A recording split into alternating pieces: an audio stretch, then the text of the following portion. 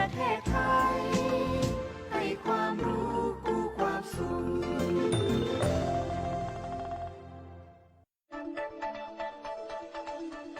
สถานีข่าวคุณภาพ Quality News Station 97 FM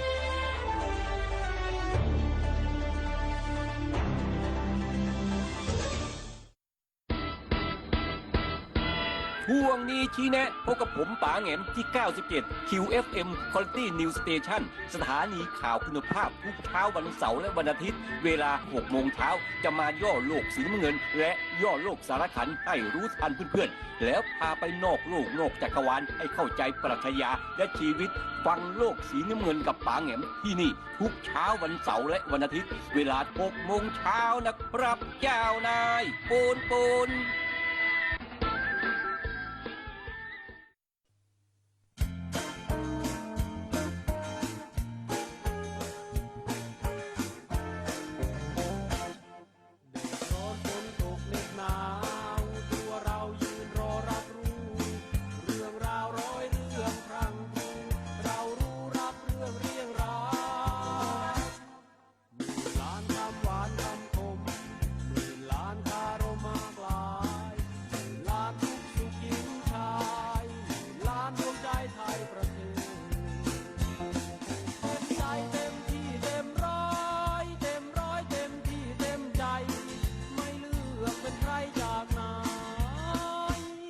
ร่ำรวย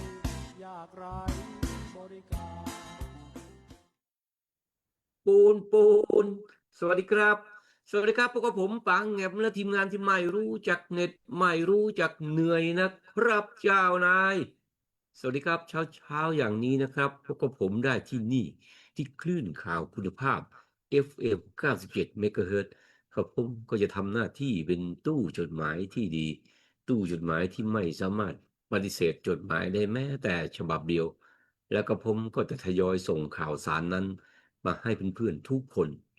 สำหรับรายการโลกสีน้ำเงินวันนี้นะครับก็ตรงกับวันเสาร์ที่1 เดือนพฤศจิกายน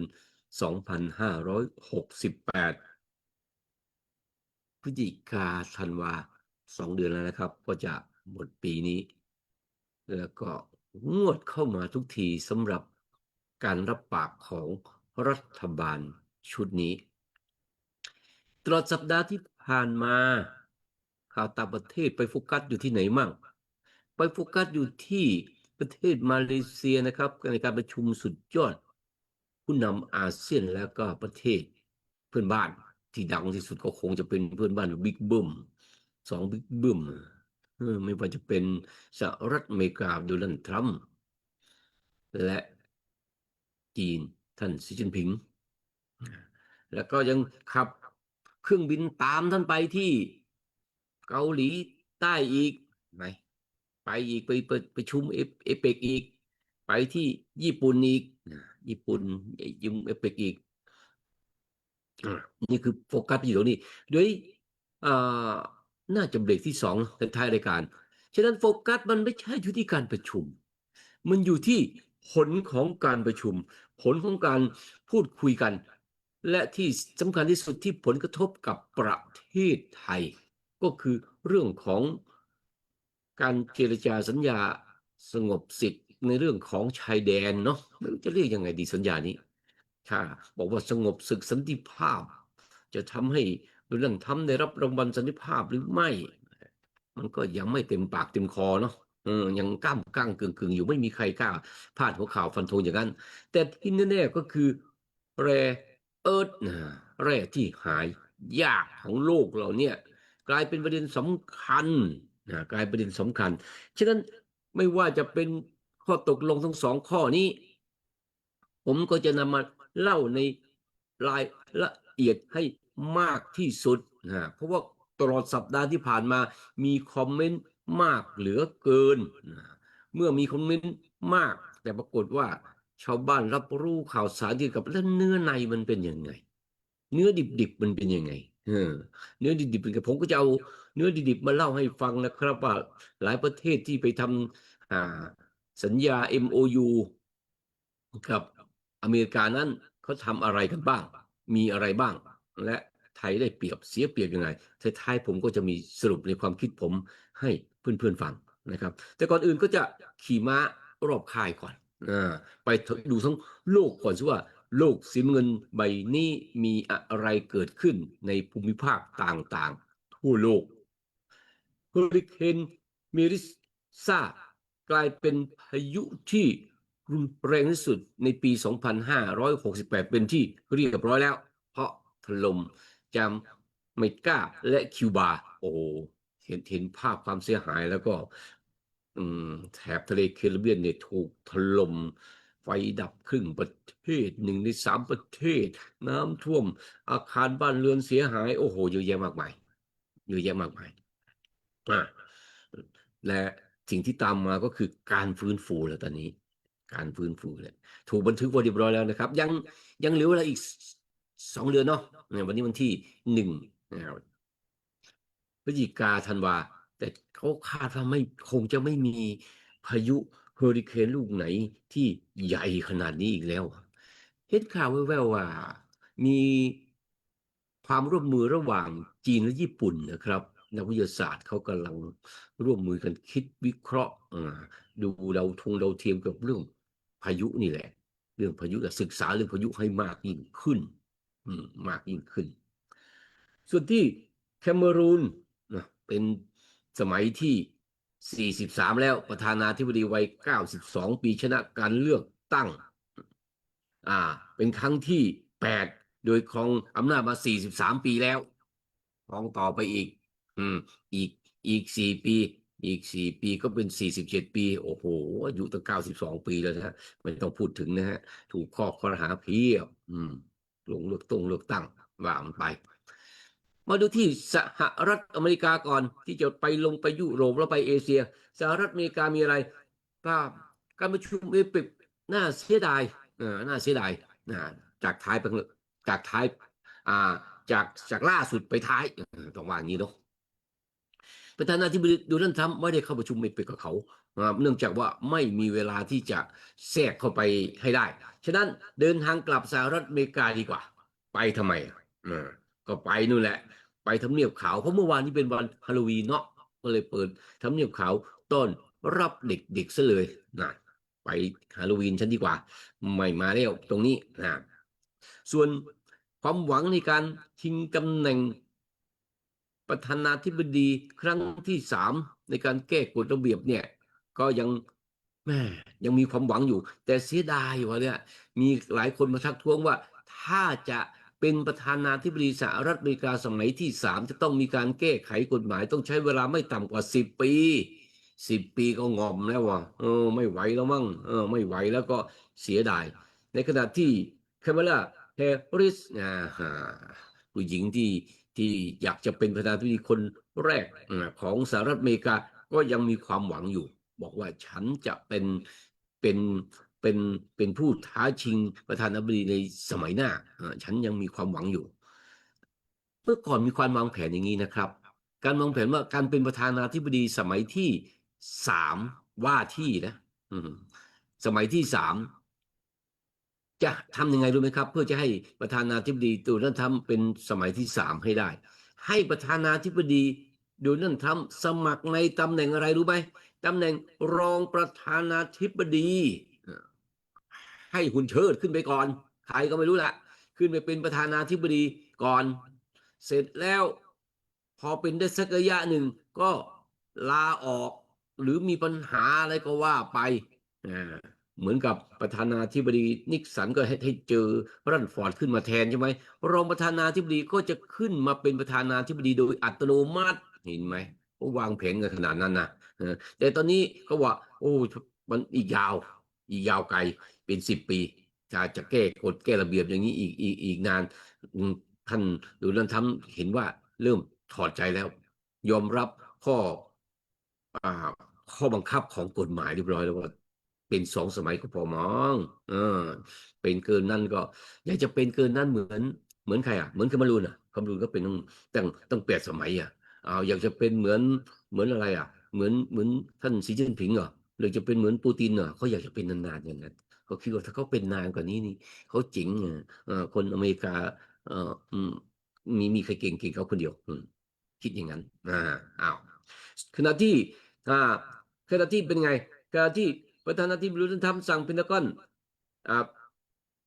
ทดสอบอาวุธนิวเคลียร์เป็นครั้งแรกในรอบ30 ปี ส่วนเครื่องบินรบและเฮลิคอปเตอร์กองทัพเรือสหรัฐได้ตกลงกลางทะเลจีนใต้ห่างกันแค่30 นาทีส่วนเพดานของผู้อัตราการรับผู้ลี้ภัย ตอนนี้บอกว่าต่ำสุดเป็นประวัติการ7,500 คน แล้วก็เน้นคนผิวขาวเท่านั้นประธานาธิบดีโดนัลด์ทรัมป์บอกว่างั้นฉันจะรับเฉพาะคนผิวขาวที่อพยพเข้ามาอยู่อเมริกา ส่วนแม่ดูนี้นี่การขโมยของนี่พิพิธภัณฑ์ของโบราณนี่รู้สึกฮิตเสียเหลือเกินนะฮิตเสียเหลือเกินนะไม่รู้ว่าเรียกว่ายังไงดี ไปที่ไหนอ่ะไปที่พิพิธภัณฑ์โอ๊กแลนด์แคลิฟอร์เนียของของในพิพิธภัณฑ์ถูกขโมยไปตั้ง1,000 กว่าชิ้นน่ะในโกดัง1,000 กว่าชิ้นเห็นไหมตรงนี้ใครมีของโบราณเนี่ยเก็บไว้หน่อยนะพระเสด็จแขวนคออาจจะถูกกระชากกับคอไปเลยก็ได้ของโบราณเหมือนกันส่วนธนาคารกลางของสหรัฐได้ลดดอกเบี้ยอีก 0.25%และเขาบอกว่าอาจจะลดเดือนนี้แล้วไม่ลดเดือนหน้าการลดอัตราดอกเบี้ยเคยเล่าให้ฟังแล้วนะครับของสหรัฐอเมริกาก็จะทำให้เอาเงินไปลงทุนที่อื่นไงการขึ้นอัตราดอกเบี้ยเราฝากเงินไว้สัก1,000,000,000 ดอลลาร์ที่สหรัฐไว้หนิงอย่างเช่นขึ้นอีก 0.25เงี้ยขึ้นอีกนิดนึงเนี่ยเราไม่ต้องทำอะไรก็ได้เงินขึ้นนะแต่ตอนนี้ลดลงมันก็เลยนั่นแหละจะเอาไปซื้อทองจะเอาไปซื้อน้ำมันเอาไปเก็งกำไรอย่างอื่นก็จะหมุนเวียนอยู่นี่แหละก็จะหมุนเวียนอยู่นี่แหละธนาคารกลางประกาศลดดอกเบี้ยเลยนะครับก็รู้เลยครับส่วนการชัดดาวเป็นยังไงการชัดดาวงบประมาณก็ยังมีดำเนินการต่อไปคาดว่าจะเสียหายถึงเดือนละ7,000,000,000 ดอลลาร์โอ้เยอะยังเจรจากันไม่ได้นะอันนี้ข่าวดีหรือข่าวร้ายไม่ทราบได้แต่ข่าวดีก็คือว่าไม่จะมีการผลิตมากขึ้นข่าวร้ายก็คืองดรับผู้คนไงฟ็อกคอนบริษัทที่ผลิตอิเล็กทรอนิกส์ที่ใหญ่ที่สุดในโลกบอกว่ายังไงเตรียมใช้หุ่นยนต์ฮิวแมนอยด์ผลิตเซิร์ฟเวอร์ในโรงงานที่ฮิวสตันโอ้โหข่าวดีหรือข่าวร้ายนี่ผมว่าข่าวไม่ดีสำหรับคนบ้างภายหลังนี้จะมีบทความออกมาเรื่อยๆนะครับเกี่ยวกับอาชีพอะไรที่จะสูญพันธุ์ในอนาคต5 อาชีพ7 อาชีพ10 อาชีพที่จะเริ่มสูญพันธุ์ไปเรื่อยๆและอาชีพอะไรที่ยังคงทนอยู่เห็นล่าสุดออกมาอีก5 อาชีพส่วนใหญ่จะเป็นเรื่องกับโปรแกรมเมอร์นี่ทั้งนั้นนะครับ5 อาชีพที่ยังอยู่ในโลกนี้แล้วจะหายไปคอยไปดูหน่อยที่แน่ๆป๊อกคอนงดรับคนแล้ว ส่วนแอร์มาซอนเป็นยังไงก็เตรียมลดพนักงานอีก 14,000 ตำแหน่งหันไปใช้ AI แทนโอ้โหหันไปใช้ AI แทนสงสัยต่อไปนี้นักมวยจะเป็นอย่างนั้นหรือเปล่าเนี่ยเพราะปิงปองเนี่ยเห็นว่าเป็นเราต้องตีกับหุ่นยนต์แล้วนะส่วนหมากรุกเราก็ต้องเล่นแข่งกับหุ่นยนต์กับคอมพิวเตอร์แล้วนะกับ AI แล้วนะเห็นไหมคนมันจะไปอยู่ไหนนอนี่จีนก็บอกว่าไม่เป็นไรเห็นไหมจีนเนี่ยเขามีความคิดอีกแบบหนึ่งนะครับไม่เป็นไรเราจะต้องอยู่เพื่อดูแลควบคุมและครอบครองเหล่านี้ AI เหล่านี้ฉะนั้นอย่าเพิ่งวิตกนะครับเขามีปรัชญาอีกปรัชญาหนึ่งเราต้องอยู่เพื่อควบคุมเวลา24 ชั่วโมงถ้าเราใช้ AI มากเท่าไหร่เราต้องควบคุมเขาและเราก็จะมีเวลาพักผ่อนมากขึ้นมีเวลาไปดูหนังฟังเพลงท่องเที่ยวหาเพื่อนฝูงหาญาติมิตรมากขึ้นโดยใช้ AI ผมเห็นความสำคัญของ AI มากนะครับว่างๆถ้าใครอยากจะคุยก็มาคุยได้นะครับเพราะผมเป็นที่ปรึกษาเกี่ยวกับเรื่องของ Smart City ดูนะครับ Smart City อยู่ของบริษัท Smart City คลิกอยู่ฉะนั้นเห็นความสำคัญของ AI มากไม่ได้หมายความว่าเห็นความสำคัญของ AI แล้วจะทำให้ด้อยค่าของคนไปนะครับด้อยค่าของคนไปนะครับกำลังจะบอกเพื่อนๆว่า เพื่อนก็ใช้ AI ให้เกิดประโยชน์ทำให้เรามีเวลาว่างมากขึ้นไปสนทนาเฮฮากันมากขึ้น ไปที่แคนาดายังอยู่ที่อเมริกาเหนืออยู่แคนาดาเป็นยังไงอดีตนายกรัฐมนตรีแคนาดาจัสมินทรูโดได้ควงแขนแฟนสาวที่เป็นศิลปินเคที่เฟอร์รี่เปิดตัวต่อสาธารณะเนื่องในวันเกิดมีความสุขขณะที่โลกนี้ร้อนอยู่เพราะว่าร้อนอยู่แต่ยังมีดอกกุหลาบอยู่ยังมีดอกกุหลาบที่นี่ส่วนปฏิบัติการขยับลงมาที่อเมริกาใต้ทวีปอเมริกาใต้ยิ่งหาว่าเป็นสหรัฐอเมริกาทวีปอเมริกาใต้บราซิลเกิดปฏิบัติการนองเลือดถล่มมาเฟียค้ายาเสพติดริโอเดจาเนโรปรากฏว่าสังหารไปเท่าไหร่รู้ไหม64 ศพเอาศพมาวางเรียงเป็นตับโอ้โหอยากจะเจออย่างนี้บ้างจังเลยที่มันเยอะจังเลยเนาะประเทศเราเนี่ยฆ่าให้หมดว่าง่ายๆเลยจับไปก็แค่นั้นจับไปก็แค่นั้นตอนนี้ทะลุไปเท่าไหร่ล่ะดูขยับดูสิข่าวแรกๆมา64ปิดท้ายด้วยเท่าไหร่132 ศพโอ้โหยาเสพติดนี่เป็นภัยมากนี่พอฆ่าอย่างเงี้ยไม่เห็นโดนอันนี้เขามีหลักฐานนะครับ แต่พอดูเต้ยังถูกตำรวจสากลจับอยู่เลยมันก็ไม่รู้จะพูดยังไงก็สงสารดูเต้อยู่เหมือนกันนะครับเพราะเป็นเพื่อนบ้านเรานะครับประธานาธิบดีเพื่อนบ้านเรายังถูกจับแต่อันนี้สังหารไป132 ศพของที่บราซิลจากอเมริกาข้ามมาที่เกาะอังกฤษนะครับพระเจ้าแผ่นดินของอังกฤษก็คือคิงชาร์ลที่3ได้ถอดยศเจ้าชายแอนดรูออกมีคดีฉาวทางเพศยาวมากเป็นเวลาพิจารณายาวนานมากนะครับถอดยศเจ้าชายแอนดรูออกเพื่อสสารราชวงศ์และรักษาสถาบันยังไม่พอนะครับต้องออกจากคฤหาสน์ของพระราชวังด้วยนะครับใครสนใจเรื่องนี้ก็ติดตามข่าวยาวเลยนะฮะยาวเลยนะยุ่งกับเด็กอายุ17 ปีหลายครั้งหลายคราวให้สัมภาษณ์ออกทีวีมีไทม์ไลน์ไปเที่ยวเกาะแล้วก็เพื่อนที่อเมริกาพาไปใช่ไหมพาไปตอนนี้คนนั้นตายไปแล้วไม่อยากชื่อตายไปแล้วเหลือแต่พระองค์โอ้โหนี่วิบากกรรมของราชวงศ์อังกฤษก็มาถึงจุดที่เจ้าชายแอนดรูแล้วก่อนหน้านั้นก็รู้อยู่ฮะลูกชายท่านก็จะมีปัญหานี่น้องชายอีกน้องชายอีกก็คอยดูต่อไปว่าก้าวย่างต่อไปจะเป็นเช่นไรส่วนที่ฝรั่งเศสนะครับเป็นยังไงครับเคยพูดไว้แต่ต้นแล้วว่าเดี๋ยวนี้ทำไมขโมยนี่โจรขโมยของพิพิธภัณฑ์เยอะเหลือเกินจับผู้ต้องสงสัยเพิ่มอีก5 รายแล้วนะครับสำหรับจารกรรมเพชรที่พิพิธภัณฑ์ลูฟจะเป็นชี้เบาะแสไปถึงตัวตนจริงๆหรือเปล่ายังไม่รู้แต่จับได้แล้วจับได้แล้วเพิ่มอีก5 วันก่อนนั้น2ใช่ไหมไม่รู้จะได้ครบทีมหรือเปล่าอยากจะออกมาเปิดเผยอีกหน่อยสงสัยจะมีหนังผมว่าหนังพวกอะไรต้องฮอลลีวูดจะต้องจ้องอยู่แล้วเนี่ยจ้องอยู่อยากจะเอามาถ่ายทำเป็นหนังหน่อย ผมว่าอย่างนั้นแหละทำไมมันทำง่ายแท้ส่วนนักวิทยาศาสตร์ของฝรั่งเศสบอกว่ายังไงบอกว่าที่เขาศึกษาเป็น100 ปีเลยนะกองทัพนโปเลียนที่ไปพ่ายแพ้สงครามที่รัสเซียนั้นตรวจสอบแล้วไม่ใช่เพราะความหนาวปกติเราชอบพูดถึงความหนาวใช่ไหมอากาศหนาวเย็นรัสเซียใช้ความหนาวเย็นเป็นอาวุธปรากฏว่าไปตรวจพบอะไรพบเขาตายเป็นหมื่นเป็นแสนคนมันเยอะซากศพมันเยอะเขาไปเอาซากศพเอากระดูกเอาฟันมาพิสูจน์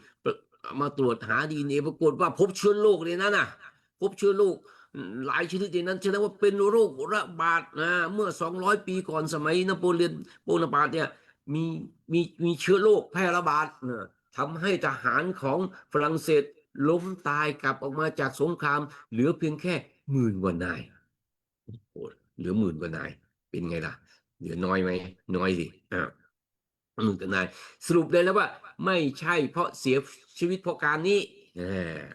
ไม่ใช่เสียชีวิตเพราะการนี้เป็นการสงครามเป็นเสียชีวิตเพราะโรคระบาดซะมากกว่าโรคระบาดนี่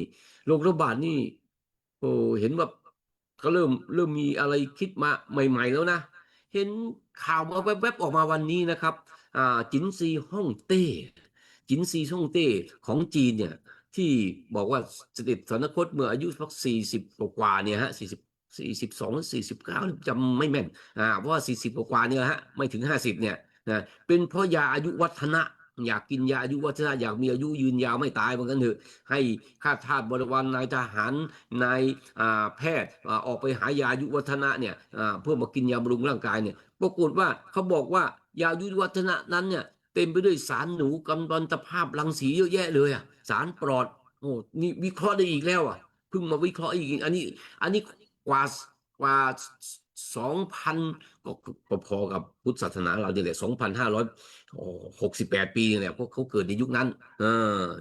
เกิดอยู่ในยุคนั้นแล้วก็แสวงหายายุวัฒนะที่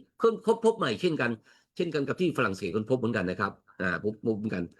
ส่วนที่อียิปต์ยังไม่เข็ดนะอียิปต์ยังท้าทายนั่นแต่สร้างมาหลังก็น่าจะทำดีกว่านี้เนาะอียิปต์ทำยังไงเปิดพิพิธภัณฑ์แกรนด์อียิปต์มิวเซียมยิ่งใหญ่ที่สุดเมื่อวันนี้แหละมีวัตถุโบราณไปจัดแสดงถึง50,000 ชิ้นระวังเด้อระวังพวกนี้กำลังวางแผนเด้อคนที่วางแผนจะเป็นใครเป็นคนที่ทำโครงสร้างนี้หรือเปล่าตั้งข้อสังเกตไว้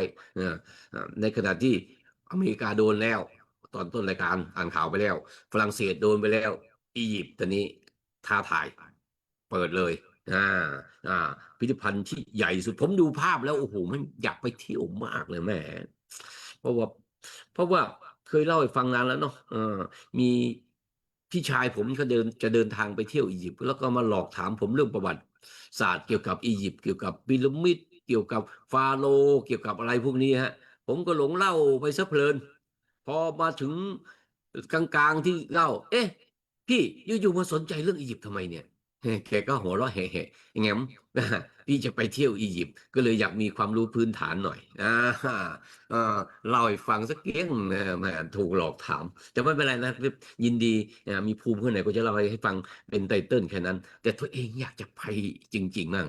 ผมก็ขอบคุณนิตยสารตุยตูนนะฮะที่ชอบเขียนหนังสือเกี่ยวกับอียิปต์พวกเนี้ยนะฮะตั้งแต่เด็กตั้งแต่นู่นแหละ20-30 ปีก่อนผมก็อ่านมาแต่นั้นก็จำเขารู้พ่อคุมมงก็มาเล่าให้ฟัง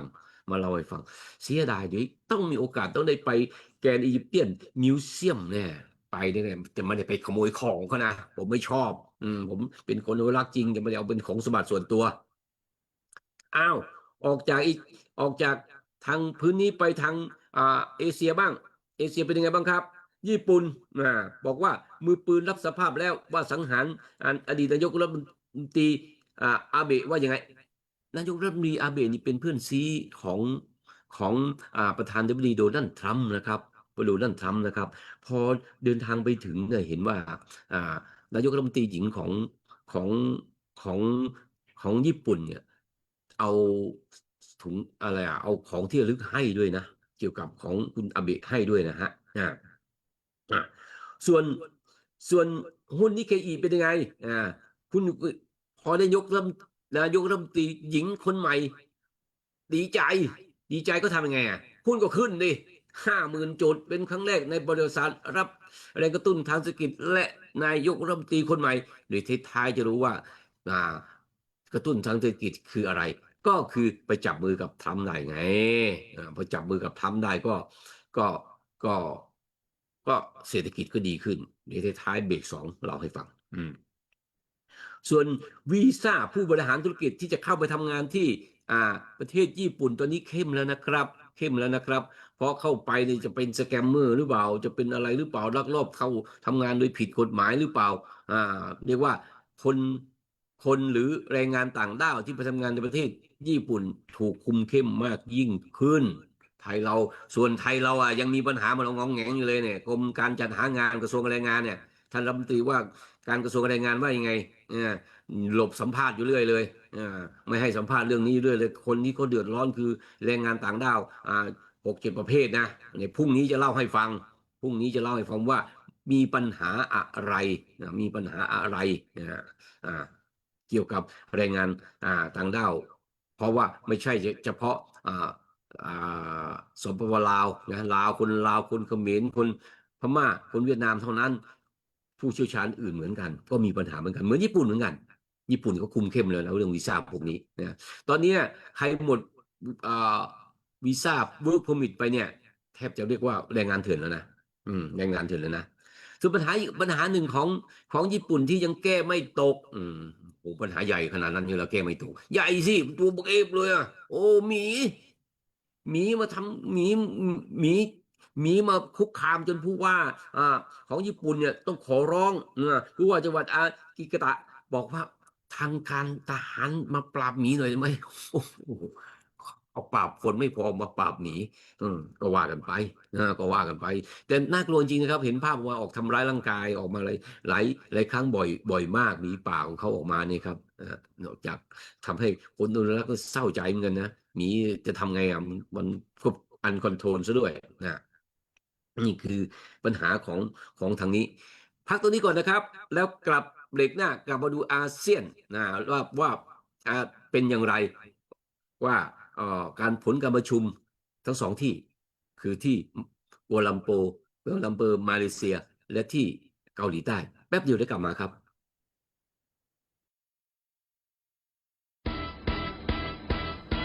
ช่วงนี้ชี้แนะพบกับผมป๋าแหงมที่ 97 QFM Quality News Station สถานีข่าวคุณภาพทุกเช้าวันเสาร์และวันอาทิตย์เวลา 6 โมงเช้าจะมาย่อโลกสีน้ำเงินและย่อโลกสารขันให้รู้ทันเพื่อนๆแล้วพาไปนอกโลกนอกจักรวาลให้เข้าใจปรัชญาและชีวิตฟังโลกสีน้ำเงินกับป๋าแหงมที่นี่ทุกเช้าวันเสาร์และวันอาทิตย์เวลา 6 โมงเช้านะครับเจ้านายปูน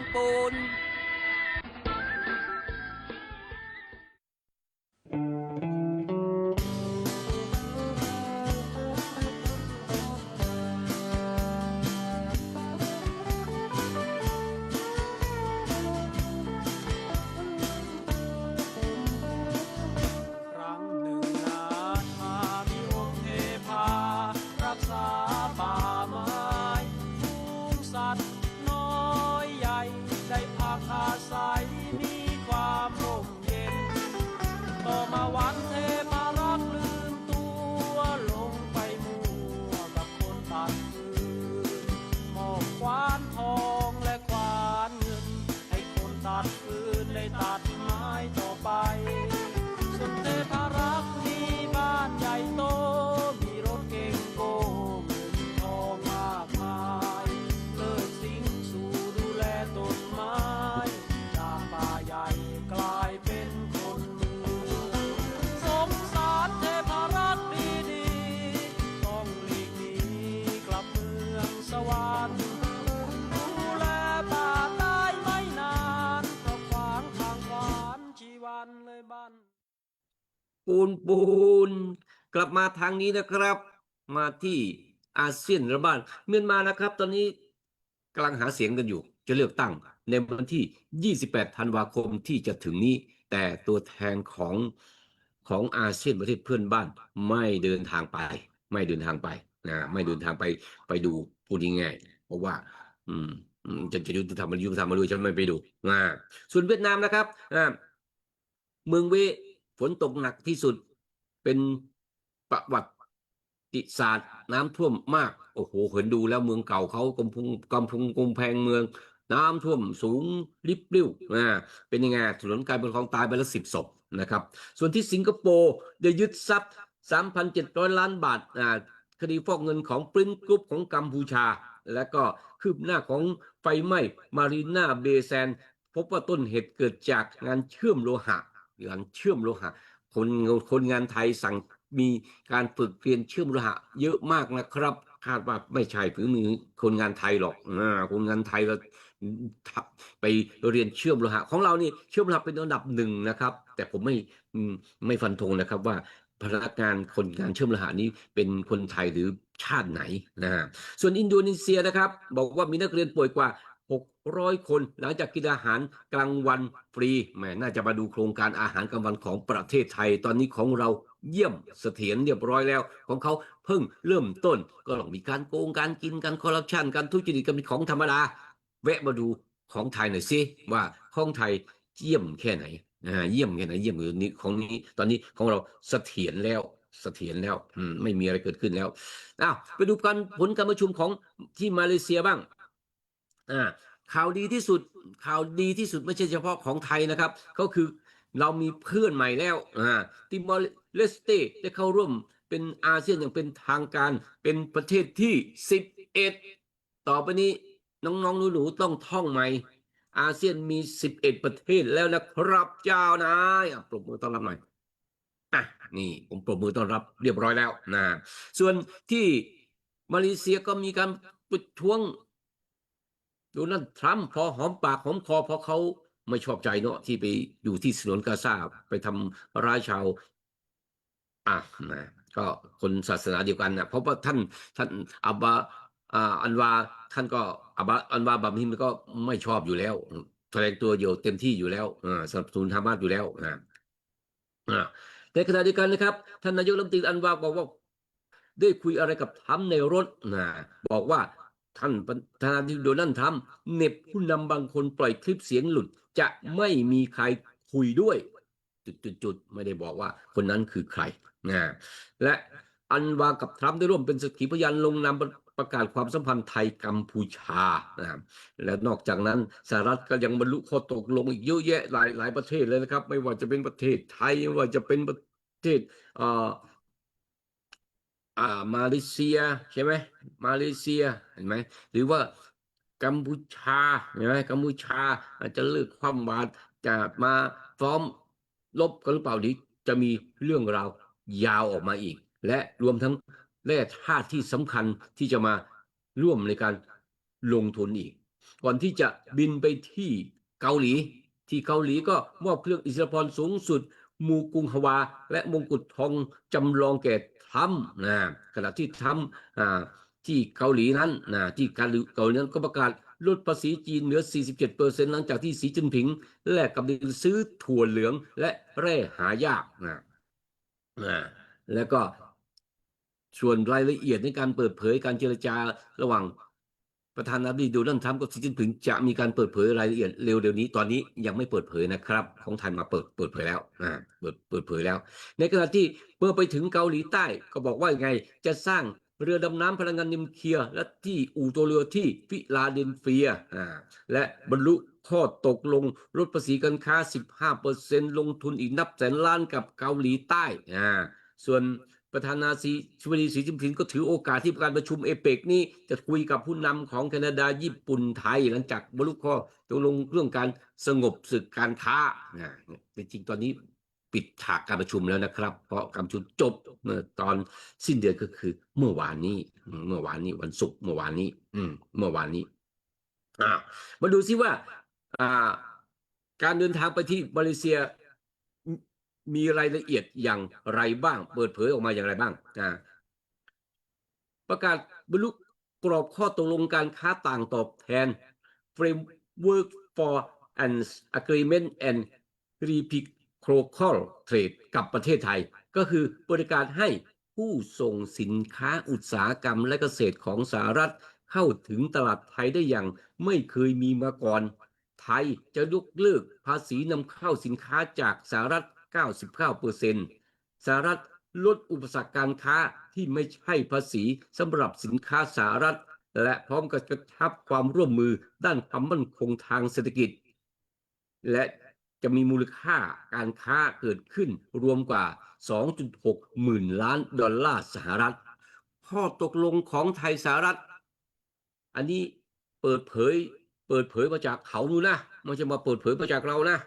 รายละเอียดอันเนี้ยเปิดเผยนู่นมาจากสหรัฐเลยนะครับสาระสำคัญแบ่งเป็นประเด็นไปนะครับผมจะเล่าให้ฟังอย่างช้าๆเพื่อเพื่อนๆจะได้เข้าใจว่าเราไป ทำอะไรกับสหรัฐบ้างในเรื่องภาษีต่างตอบแทนนี้ เรื่องของภาษีศุลกากรไทยจะยกเลิกภาษีนำเข้า 99% ของสินค้าทั้งหมดครอบคลุมสินค้าอุตสาหกรรมเกษตรและอาหารจากสหรัฐส่วนสหรัฐจะคงอัตราภาษีตอบแทน 19% สำหรับสินค้านำเข้าจากไทยและจะพิจารณาปรับเป็น 0% สำหรับสินค้าบางรายการที่อยู่ในบัญชีแนบท้ายคำสั่งฝ่ายบริหารเลขที่ 14346 ลดอุปสรรคที่ไม่ใช่ภาษีสำหรับสินค้าอุตสาหกรรมไทยตกลงรับรองมาตรฐานความปลอดภัยของยานยนต์ตามกฎหมายสหรัฐยอมรับใบรับรองจากองค์การอาหารและยาสหรัฐ FDA สำหรับเครื่องมือแพทย์และยาอนุญาตนำเข้าเอทานอลเป็นเชื้อเพลิงปรับปรุงกฎหมายศุลกากรเพื่อลดการให้รางวัลจากค่าปรับและดำเนินการตามแนวทางกำกับดูแลที่โปร่งใสเปิดตลาดสินค้าเกษตรสหรัฐก็คือไทยจะเร่งอนุมัติการนำเข้าเนื้อและสัตว์ปีกจากโรงงานที่รับการรับรองจากหน่วยงานความปลอดภัยอาหารของสหรัฐ FSIS แก้ไขเงื่อนไขกีดกันทางเทคนิคสำหรับสินค้าเกษตรเช่นข้าวโพดอบแห้งและยอมรับใบรับรองสินค้าจากหน่วยงานสหรัฐฟังดีๆนะครับพี่น้องเกษตรกรจะไม่อ่านซ้ำอีกแล้วนะจะไปแบบรัวๆเพราะมีอีกเยอะเหลือเกินเนี่ยโดยเฉพาะเนื้อสัตว์และสัตว์ปีกการนำเข้าข้าวโพดอบแห้งกระทบพวกเราหรือเปล่าบางตัวบางสินค้าเกษตรเราก็ผลิตไม่พอใช้ในประเทศนะครับก็ต้องนำเข้าอยู่แล้วนะครับโดยเฉพาะข้าวโพดเนี่ยเราก็ต้องนำเข้าอยู่แล้วนะครับยกเลิกอุปสรรคการค้าและบริการดิจิตอลไทยจะไม่จัดเก็บภาษีบริการดิจิตอลหรือมาตรการเลือกปฏิบัติต่อแพลตฟอร์มสหรัฐอนุญาตให้มีการโอนข้อมูลข้ามพรมแดนอย่างเสรีสนับสนุนการงดเก็บภาษีศุลกากรจากการส่งข้อมูลอิเล็กทรอนิกส์ภายใต้องค์การค้าโลก WTO ยกเลิกข้อบังคับประมวลผลธุรกรรมบัตรเดบิตภายในประเทศและผ่อนคลายข้อจำกัดการถือหุ้นต่างชาติในธุรกิจโทรคมนาคมส่วนด้านทรัพย์สินทางปัญญามีข้อตกลงว่าอย่างไงไทยให้คำมั่นแก้ไขปัญหาการละเมิดเครื่องหมายการค้าลิขสิทธิ์และละเมิดสิทธิบัตรรวมถึงจัดการกับองค์กรจัดเก็บลิขสิทธิ์เถื่อนและความล่าช้าในการจดสิทธิบัตรพร้อมร่วมกำหนดกรอบการคุ้มครองสิ่งบ่งชี้ทางภูมิศาสตร์ GI เพื่อนๆยิ้มแล้วต่อไปเนี่ยทุกอย่างต้องมี GI นะเคยเล่าให้ฟังย้ำหลายครั้งแล้ว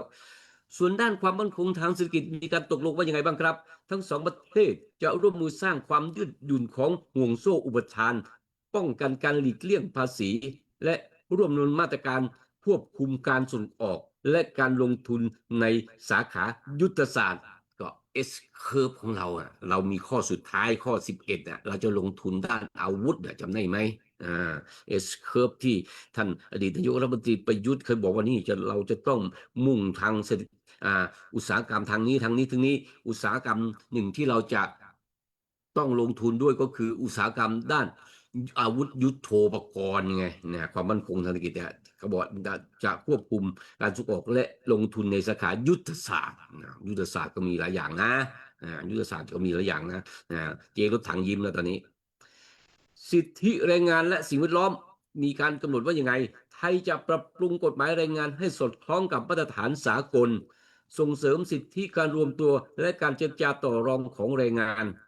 รวมทั้งเพิ่มการบังคับใช้กฎหมายในภาคส่วนที่มีความเสี่ยงต่อแรงงานบังคับและแรงงานเด็กพร้อมรักษามาตรฐานการคุ้มครองสิ่งแวดล้อมให้มีประสิทธิภาพสูงสุด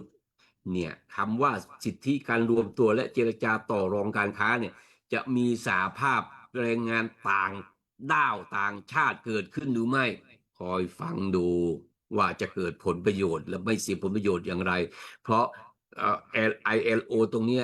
เราต่อต้านมานานแล้วตอนนี้เขาจะให้เราเปิดแล้วนะสิทธิการรวมตัวและการเจรจาต่อรองของแรงงานนะส่วนด้านดีลอื่นๆล่ะว่ายังไงสหรัฐและไทยเตรียมลงนามข้อตกลงทางพาณิชย์ระหว่างบริษัทเอกชนในภาคเกษตรพลังงานและการบิน มูลค่ารวมกว่า 26,800 ล้านดอลลาร์สหรัฐอันนี้น่าจะดูดีนะน่าจะดูดี สินค้าเกษตรข้าวโพดเลี้ยงสัตว์กากถั่วเหลืองและธัญพืชแห้งมูลค่า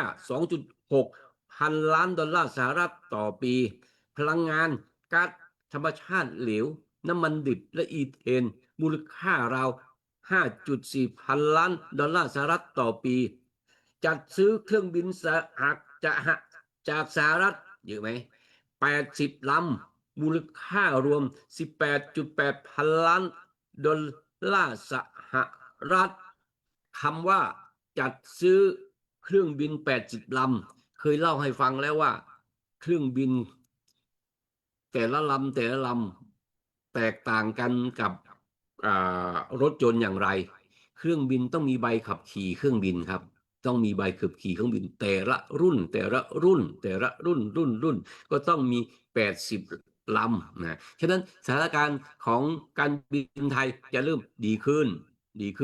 หรือว่าเร็วลงก็ไม่รู้เด้อเพราะว่าต้องไปสอนขับได้อีก80 ลำคนเก่านี้ไปขับคันใหม่ไม่ได้นะต้องไปฝึกมาใหม่นะต้องไปฝึกมาใหม่นะฝึกใหม่ใบรับรองจากนั้นใหม่นะเพราะไม่ว่าเอาง่ายๆไอ้แค่บันไดขึ้นทางขึ้นไอ้ที่เป็นงวงช้างเนี่ยก็ต่อไม่เหมือนกันแล้ว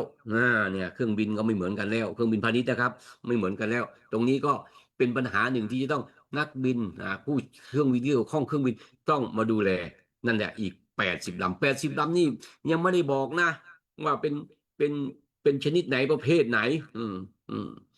อาจจะเป็น80 ลำประเภทเดียวกันเลยหรือไม่อันนี้ไม่รู้เด้อส่วนแนวทางข้างหน้าจะทำอย่างไรในข้อตกลงนี้สหรัฐและไทยจะเร่งเจรจาเพื่อสรุปและลงนามข้อตกลงฉบับสมบูรณ์ในอีกไม่กี่สัปดาห์ข้างหน้าซึ่งคาดว่าจะช่วยเพิ่มมูลค่าการส่งออกของสหรัฐลดการขาดดุลการค้ากับไทยและขยายการให้เกษตรกรผู้ผลิตและธุรกิจขนาดกลางขนาดย่อมของอเมริกาเห็นไหมไอ้ตรงขีดเส้นใต้เนี่ยปืดเป็นเพื่อนผมตอนที่สมัครสวร่วมกันที่อยู่ SME ก็เคยมาพูดมาบ่นว่าSME เรากำลังจะแย่นะตอนนี้เขาขยายโอกาสให้เกษตรกรผู้ผลิตและธุรกิจขนาดกลางขนาดย่อมของอเมริกาเข้ามาแข่งในประเทศไทยแล้วนะเมื่อเขามีต้นทุนสูงแล้วเขาจะได้เปรียบเราหรือเปล่าคิดเองคิดได้อยู่แล้วทีมงานของเงียบข้อตกลงนี้เป็นส่วนหนึ่งของนโยบายอเมริกา First นั่นเห็นไหมเมื่ออเมริกา First เราก็เป็น Second แล้วกันนะแล้วก็เป็นที่2ตามเข้าไป Thailand Second ประธานาธิบดีโดนัลด์ทรัมป์ผลักดันอเมริกา First อย่างต่อเนื่องเพื่อขจัดอุปสรรคทางการค้าไม่เป็นธรรมฟื้นฟูสมดุลทางเศรษฐกิจระหว่างประเทศพันธมิตรโดยไทยถือเป็นประเทศคู่ค้าหลักที่สหรัฐต้องการสร้างความร่วมมือเชิงยุทธศาสตร์ระยะยาวเพราะสหรัฐอเมริกาขาดดุลการค้ากับประเทศไทยมูลค่าสูงถึง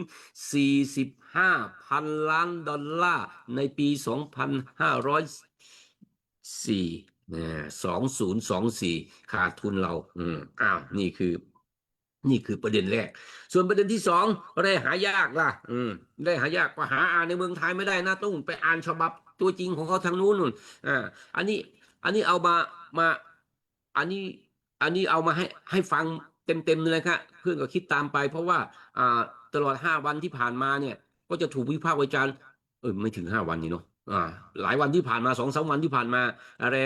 เนี่ยก็ถูกวิพากษ์วิจารณ์โดยเรายังไม่ดูต้นฉบับเป็นยังไงต้นฉบับว่าไงรายงานจากกรุงวอชิงตันประเทศสหรัฐอเมริกาเมื่อวันที่27 ตุลาคมที่ทำเนียบขาวเปิดเผยรายละเอียดบันทึกความเข้าใจ MOU ว่าด้วยความร่วมมือเพื่อกระจายห่วงโซ่อุปทานแร่ธาตุสำคัญทั่วโลกและส่งเสริมการลงทุนลงนามโดยประธานาธิบดีโดนัลด์ทรัมป์ผู้นำสหรัฐและนายอนุทินชาญวีรกูลนายกรัฐมนตรีเมื่อวันที่26 ตุลาคมณกรุงกัวลาลัมเปอร์ประเทศมาเลเซียต่อไปนี้เป็นหัวข้อผมพยายามแบ่งเป็นข้อเพื่อที่จะให้ความเข้าใจง่ายขึ้นนะครับประสงค์ ที่จะให้ความร่วมมือในการส่งเสริมสร้างเสริมธรรมาภิบาลในภาคส่วนทรัพยากรแร่ธาตุหายากส่งเสริมความร่วมมือระหว่างบริษัทของสหรัฐกับบริษัทของไทยและส่งเสริมการค้าและการลงทุนระหว่างภาคีเพื่อขยายการรวมตัวของไทยเข้าสู่ห่วงโซ่อุปทานทั่วโลกที่มั่นคงและเชื่อถือได้พิจารณาจากประวัติศาสตร์การค้าและการลงทุนที่กว้างขวางและก่อให้เกิดผลผลิตระหว่างภาคีตลอดจนความสำคัญของการส่งเสริมการค้าและการลงทุนเพื่อการเติบโตและการพัฒนาเศรษฐกิจตระหนักถึงความสำคัญของตลาดที่มั่นคงมีความหลากหลายมีสภาพคล่องและเป็นธรรมสำหรับห่วงโซ่อุปทานแร่ธาตุหายากในการสนับสนุนสำรวจการสกัดการแปรรูปการใช้งานขั้นสุดท้ายที่เหมาะสมที่สุดการนำกลับคืนและการรีไซเคิลตระหนักเพิ่มเติมถึงความปรารถนาที่จะกระชับความร่วมมือระหว่างภาคีเพื่อประโยชน์ร่วมกันทางเศรษฐกิจและความมั่นคงของทรัพยากรเน้นย้ำถึงความสำคัญของการส่งเสริมโอกาสในการสกัดการแปรรูปการรีไซเคิลที่ยึดมั่นในมาตรฐานสากลสูงสุดรับทราบถึงความเชี่ยวชาญด้านเทคนิคกฎระเบียบนโยบายการดำเนินงานและการจัดการภาคส่วนและประสบการณ์เฉพาะตัวในด้านทรัพยากรแร่ธาตุที่ทั้งสองประเทศมีอยู่ปรารถนาที่จะเสริมสร้างการค้าและการลงทุนในห่วงโซ่อุปทานแร่ธาตุหายากระหว่างภาคีเพื่อให้แน่ใจว่าอุปทานแร่ธาตุหายากทั่วโลกมีความมั่นคงและเชื่อถือได้เพื่อเปิดใช้งานการถ่ายทอดเทคโนโลยีและเพื่อส่งเสริมการวิจัยการพัฒนาและการปรับใช้เทคโนโลยีที่เป็นนวัตกรรมเชื่อมั่นว่าความร่วมมือระหว่างภาคีจะเป็นประโยชน์ต่อผลประโยชน์ร่วมกันในการสร้างความมั่นใจในสภาวะการลงทุนที่มั่นคงสำหรับการลงทุนในประเทศและจากต่างประเทศเพื่อเพิ่มความยืดหยุ่นและความยั่งยืนของห่วงโซ่อุปทานแร่ธาตุหายากในประเทศของตนและการส่งเสริมความร่วมมือระหว่างภาคธุรกิจของทั้งสองประเทศในการสำรวจการพัฒนาการแปรรูปและการใช้แร่ธาตุหายากในขั้นตอนสุดท้ายไงล่ะนี่คือฉบับเต็มๆของอเมริกาจากทำเนียบขาวเขาว่าอย่างนี้ส่วนผู้ทรงภูมิปัญญาของไทยจะแปลไงก็แล้วแต่เด้อก็แล้วแต่เด้อแต่ผมกำลังจะสรุปบอกเพื่อนสั้นๆว่าในขณะที่เรากำลังทะเลาะกันเรื่อง MOU 43 44 43ก็คือบนดินแถบชายแดน 44ก็คือแถบอ่าวไทยการขุดเจาะหาแร่ดังอ่าวไทยอเมริกามาพูดถึงไม่พูดทำเพลงไม่พูดถึงชายแดนไม่พูดถึงอ่าวไทยที่มีปัญหากับกัมพูชาอยู่นู่นไปเจาะใจกลางประเทศเลยก็คือเจาะแร่หายากเลยแร่หายากเลยเป็นไงล่ะหงายท้องไหมแต่แร่หายากนี้นะครับไม่ได้ทำที่ประเทศไทยประเทศเดียวไปดูที่ญี่ปุ่น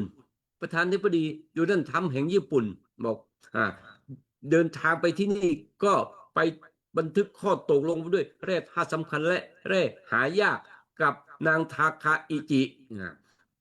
นายกรัฐมนตรีหญิงของญี่ปุ่นด้วยเช่นกันโดยข้อตกลงว่าด้วยแร่ธาตุสำคัญและหายากนั้นมีว่าอย่างนี้ร่วมกันลดการพึ่งพาจีนนี่เขาระบุชัดๆเลยในการจัดหาวัตถุดิบสำคัญเหล่านี้ซึ่งเป็นสิ่งจำเป็นสำหรับผลิตภัณฑ์หลากหลายประเภทตั้งแต่สมาร์ทโฟนไปจนถึงเครื่องบินรบโดยข้อตกลงนี้มีเป้าหมายร่วมกันในการระบุโครงการที่น่าสนใจในด้านต่างๆเช่นแม่เหล็กและแบตเตอรี่ในช่วง6 เดือนข้างหน้ารวมถึงการพัฒนากองหนุนแร่ธาตุหลักร่วมกันบอกว่ายังไงนี่คือของญี่ปุ่นนี่คือสั้นๆของญี่ปุ่นมีอยู่เพียงแค่นี้ส่วนออสเตรเลียล่ะในแร่หายากว่ายังไงก่อนหน้าที่จะเดินทางมาประชุมที่ประเทศมาเลเซียและเดินทางต่อไปที่เกาหลีใต้ประชุมเอเปกมาเลเซียก็ซัมมิตอาเซียนเนาะ แล้วก็ไปนู่นเนาะเมื่อวันที่ 20 ตุลาคม 2568 วันจันทร์ที่ 20 นั้นโดนัลด์ทรัมป์ได้ต้อนรับนายกรัฐมนตรีออสเตรเลียนายแอนโทนีอัลบาเซนีเนี่ยในเรื่องข้อตกลงเรื่องแร่หายากและแร่สำคัญเช่นเดียวกันในสองประเทศมีเป้าหมายยังไงสองประเทศนี้คือ